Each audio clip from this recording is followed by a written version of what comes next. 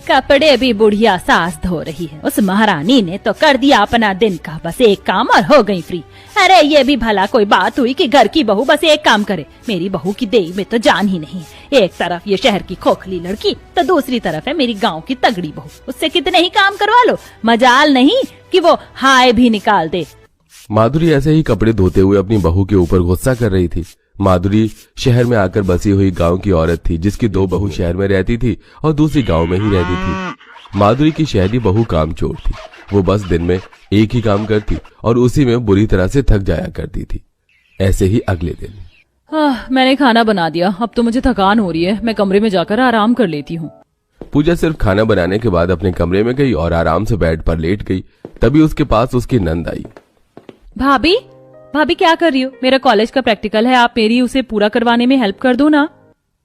उषा, मैं अभी अभी खाना बना कर आ रही हूँ और काफी थक गई हूँ। खैर बनवा दूंगी, लेकिन तुम्हें भी फिर बदले में मेरा एक काम करना पड़ेगा। क्या भाभी? मैंने बताया ना कि मैं थक गई हूँ, तो बस मेरा एक काम कर देना। किचन में बहुत सारे बर्तन हो रहे हैं तो तुम बर्तन साफ कर दो। ठीक है, मैं अभी बर्तन साफ करके आ रही हूँ, उसके बाद आप बनवा देना। उषा ऐसे बोलकर रसोई में बर्तन साफ करने को चली गई।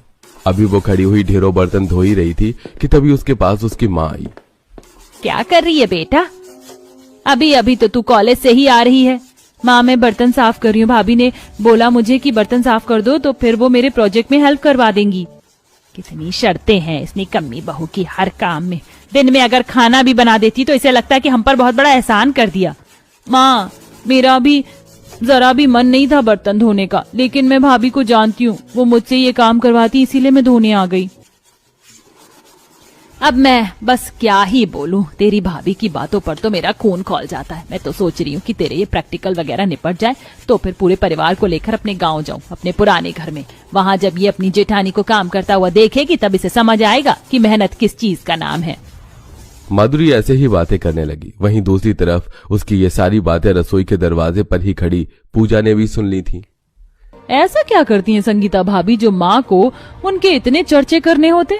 ठीक है, मैं भी गांव जाऊंगी और देखूंगी अपनी भाभी जी का काम। सभी ने गांव जाने का मन बना लिया। बस फिर क्या था, उषा के प्रैक्टिकल खत्म हुए और उसकी कॉलेज की छुट्टियों में पूरा परिवार गांव जाने को निकल गया। कुछ देर गाड़ी के सफर के बाद ही शहर का रास्ता खत्म हो गया और फिर गांव का रास्ता शुरू हुआ।